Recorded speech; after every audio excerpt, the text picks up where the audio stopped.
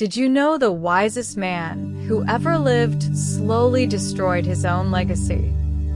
Around 970 BC, a young prince inherited a fragile kingdom. His name was Solomon, the son of David. But Solomon's path to the throne was not peaceful.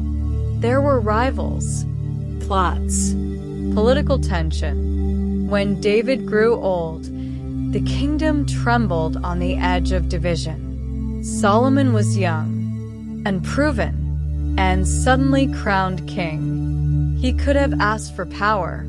He could have asked for wealth. He could have asked for revenge against his enemies. Instead, in one of the most remarkable moments in Scripture, Solomon prayed, "Give your servant an understanding heart to judge your people." 1 Kings 3 verse 9. He asked for wisdom, and God responded, "Because you have asked for this, I will give you a wise and discerning heart." 1 Kings 3 verses 11 to 12. Not only wisdom, but wealth, honor, peace. It was the beginning of what would become Israel's golden age. The first test came quickly. 2 women stood before him, both claiming the same baby. No witnesses, no evidence, just grief. Solomon ordered a sword. Divide the living child in 2. The real mother cried out, "Give her the baby, just don't kill him." The other remained silent, and Solomon knew. Wisdom revealed the truth. News spread quickly. Israel now had a king unlike any before him. The kingdom flourished. Trade expanded. Silver became common. Gold flowed into Jerusalem. Foreign dignitaries came to hear his wisdom. Even the Queen of Sheba traveled over 1,000 miles to test him with difficult questions. She left stunned. "The report I heard was not even half of it."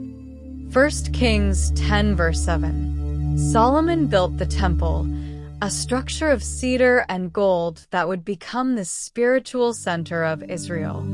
The presence of God filled it.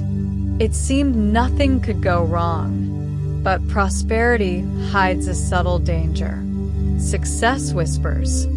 And Solomon began to accumulate more than wisdom. He gathered horses from Egypt, chariots, political alliances, and wives.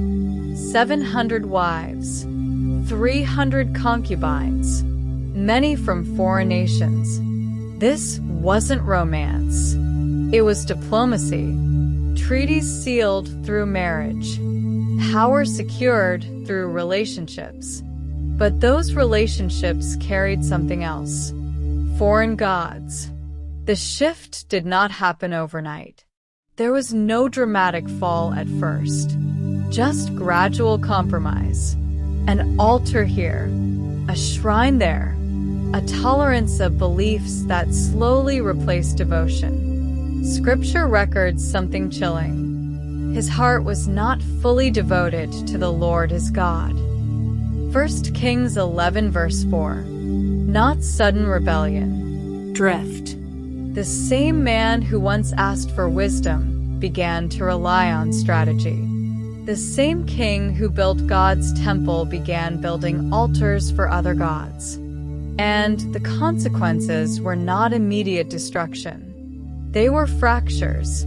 God told Solomon that the kingdom would be torn from his son, not during his lifetime, but after. The peace he built would not survive him. The unity he inherited would collapse. And it did. After Solomon's death around 931 BC, Israel split into 2 kingdoms, north and south. Division replaced glory. And Solomon, the wisest man alive, wrote words that feel almost autobiographical. In Ecclesiastes, traditionally attributed to him, we read, "Meaningless, meaningless, everything is meaningless." the man who tasted wealth, pleasure, architecture, knowledge, influence, power, reached the end and asked, what was it all for? Solomon's life is not a simple rise and fall story.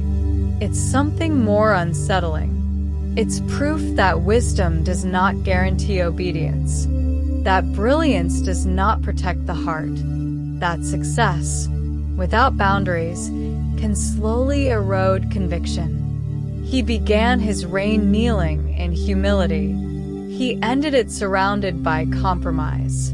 And perhaps that is the greatest twist of all. The wisest man in history still had to guard his own heart, because intelligence can guide a kingdom, but only devotion sustains it. Solomon's temple would one day fall. His wealth would scatter. His alliances would fade. But his story remains. A reminder that wisdom is not the same as faithfulness. And sometimes the greatest danger isn't ignorance. It's drifting slowly away.